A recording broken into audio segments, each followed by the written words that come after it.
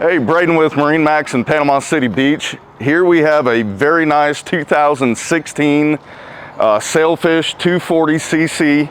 It's got a 9-foot beam, multi-degree dead rise, great riding boat that promotes a ton of great fuel economy. It is hung with two 150 Yamahas. Let's take a look and see what we got aboard.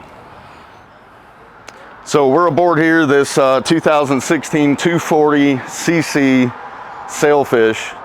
Again, multi-degree dead rise. You're gonna get great fuel economy. It's got two 10-inch screens, brand new upholstery with bolsters all the way around. 150 custom painted Yamaha 4-strokes. If we go ahead to the bow, you've got your forward seating, Minn Kota iPilot trolling motor. You got your seat in front of the helm here. Plenty of storage, port and starboard.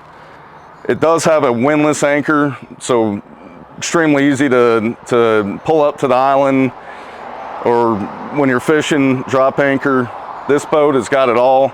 Again, it's a 9-foot beam. It's got a real wide Carolina flare. Guys, contact me 727-744-7304 to schedule your sea trial.